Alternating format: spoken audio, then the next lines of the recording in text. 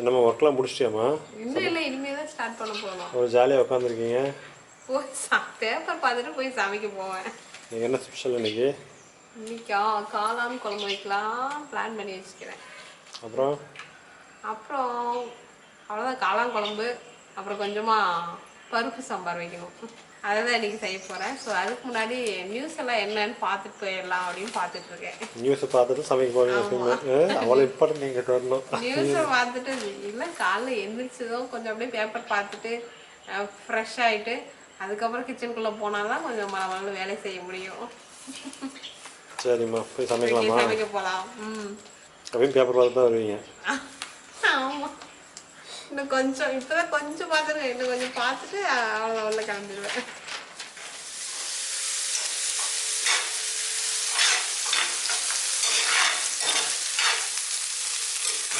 சாப்பாட்டோடையா?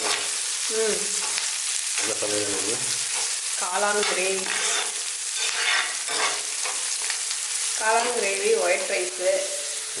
அப்புறம் பார்த்தீங்கன்னா கொஞ்சமாக தயிர் இருக்குது, ரசம் இருக்குது.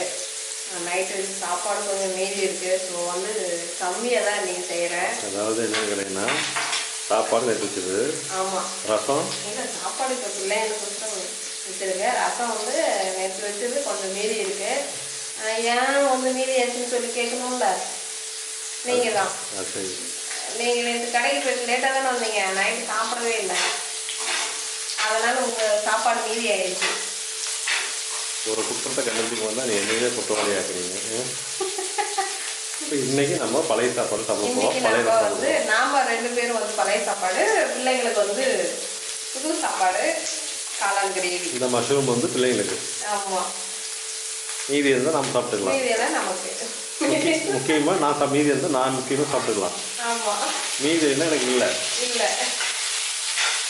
ஓகே,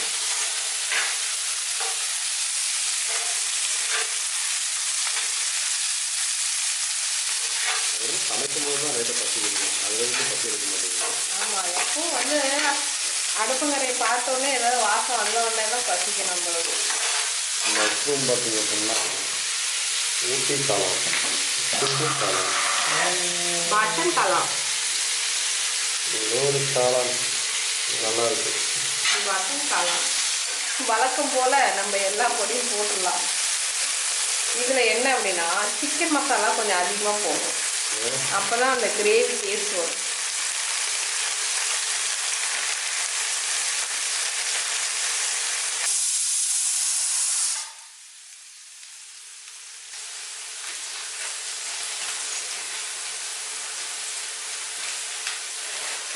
இதை பாக்கி இருக்கா?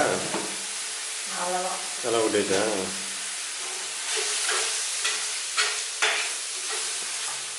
இப்போ நெக்ஸ்ட்டு காளான் போடுங்க.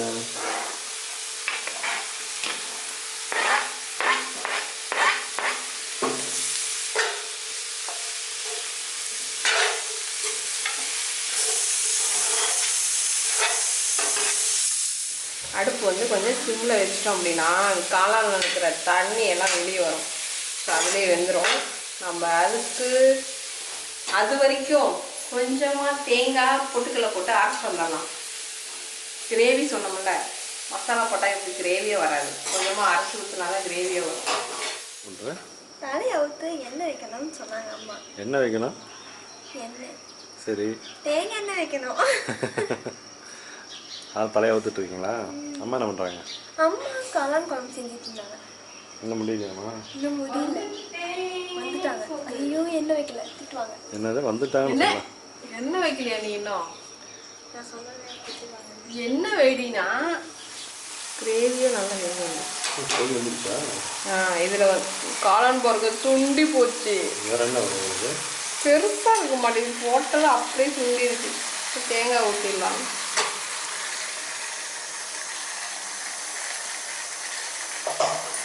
அடுப்பில் போட்டால் காளான் வளரணுமா? அடுப்பு காளான் வளராது. கம்மி ஆயிடுச்சுன்னா பிள்ளைங்க காளான் வந்து எங்குமா காளானே இல்லை அப்படிம்பாங்க. காளான் குழம்புன்னு சொல்லிட்டு காளானே போட மாட்டேங்கிறீங்கம்பாங்க. ஏன் காளான் மட்டும் சுண்டி போயிடுது? எல்லா இதுவும் அதே மாதிரி தான். வேக வச்சது லைட்டாக சுண்டோம். பாருங்க ரொம்ப சின்னதாகிடுச்சு.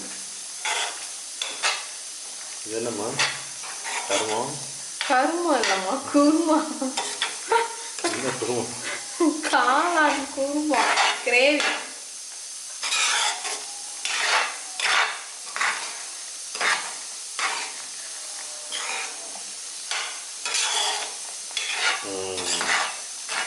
இது நல்லா வேகணும்.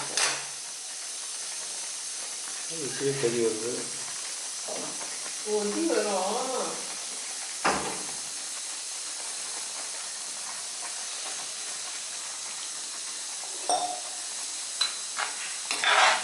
இதில் வந்து இன்னும் கொஞ்சம் உப்பு போட்டு நல்லா கலந்து விட்டுக்கலாம். சரி, வாசனை நல்லா வருது. ரெடி ஆயிடுச்சா? ரெடி ஆயிடுச்சு. நல்லா கெட்டி ஆயிடுச்சு. சிம்லேயே இருந்தால் அந்த எண்ணெய் பிரிஞ்சு வரும். எண்ணெய் வருமா? இல்லை, எண்ணெய் வரும். ஆமாம், 1 லிட்டர் வரும். நம்ம எந்த எண்ணெய் ஊற்றுறோமோ அந்த எண்ணெய் வரும். வந்துடுமா? டப்பா டப்பா குடிச்சுருக்கோமா? இந்த வாசனை தான் பார்க்குறியா?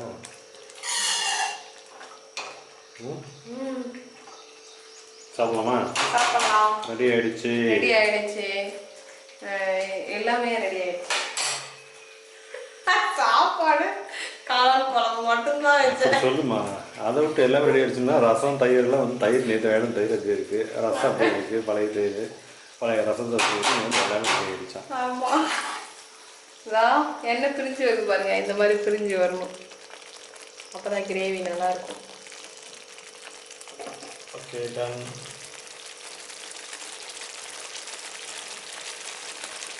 நல்லா தேங்க்ஸ் வருது. அடவா, நாங்கள் சாப்பிட போகிறோம். டைம் ஆயிடுச்சு.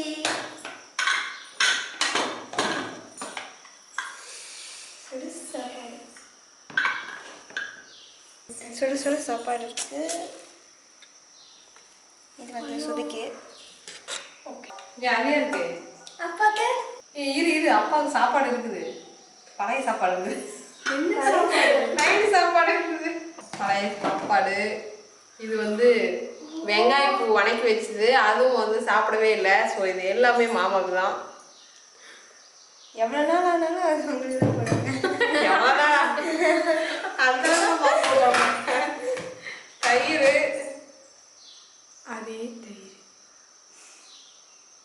உங்கள் அப்பாவுக்கு இந்த எருமை தயிரையும் பழைய சாப்பாடும் கொடுத்துட்டா அருமையாக சாப்பிட்டுக்குவார். எப்போ அதுதான் ரொம்ப பிடிச்சி விரும்பி சாப்பிடுவார். கொடு, இந்தாங்க சாப்பாடு. இல்லைங்கம்மா, சாப்பாடு மீதி ஆயிடுச்சு. சரி, மீதி இருந்தால் ஏதாவது சொல்லுவீங்க, சாப்பாடையாக மீதி பண்ணுறேன்னு வேஸ்ட் ஆக்குறேன்னு சொல்லி திட்டுவீங்க. அதனால தான் உங்களுக்கு தயிர் இந்த சாப்பாடெல்லாம் போட்டு உங்களுக்கே கொடுத்துட்டேன். காளான் எப்படி இருக்கு? டேஸ்டாக இருக்கு. ஆமாம், அப்பா காளான் நல்லா தான் இருக்கும். அப்பா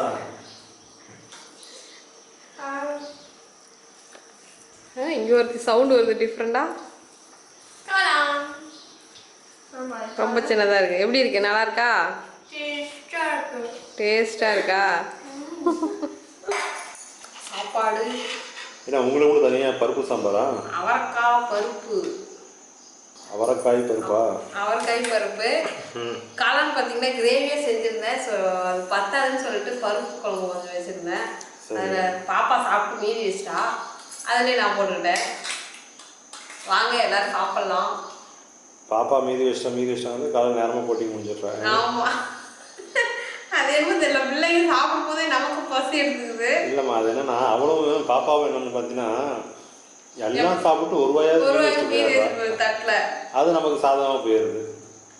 எப்பவும் நீங்கள் சாப்பிடுவீங்க, நீங்கள் நான் போட்டு சாப்பிட்றேன். பருப்பு குழம்புனாவே தனி ருசி தான். பருப்புகள்லாம் இவர்கிட்ட தேவையில்லைன்னு நினைக்கிறேன். நல்லா இருக்குல்ல, சொல்லணும்ல. நல்லா இருக்கு. நீ சாப்பிடும்போது எனக்கு பசிக்கிற மாதிரி இருக்குது. வாங்க சாப்பிடலாம். நாங்கள் சாப்பிட போகலாம் அப்படிங்கிற மாதிரி. ஓகே ஃப்ரெண்ட்ஸ், உங்கள் வீட்டில் என்ன ஸ்பெஷல்? உங்கள் வீட்டில் சாப்பிட்டீங்களா? எல்லோரும் சாப்பிட்டீங்க. என்ன ஸ்பெஷலுங்கிறது தெரியப்படுத்துங்க. எங்கள் வீடியோ எப்படி இருக்குன்னு பார்த்து அதையும் தெரியப்படுத்துங்க. மேடம் சாப்பிட்றாங்க. சாப்பிட எனக்கும் வந்து லைட்டாக பசி எடுக்கிற மாதிரியே ஒரு ஃபீல் ஆகுது. வாங்க ஃப்ரெண்ட்ஸ், எல்லாரும் சாப்பிடலாம். உங்கள் வீட்டில் என்ன ஸ்பெஷல் அப்படிங்கிறத மறக்காமல் கமெண்ட்டில் சொல்லுங்கள். நம்ம வீடியோ பார்த்துட்டு எப்படி இருக்குங்கிறதையும் சொல்லுங்கள். நெக்ஸ்ட் ஒரு வீடியோவில் பார்க்கலாம். ஓகே.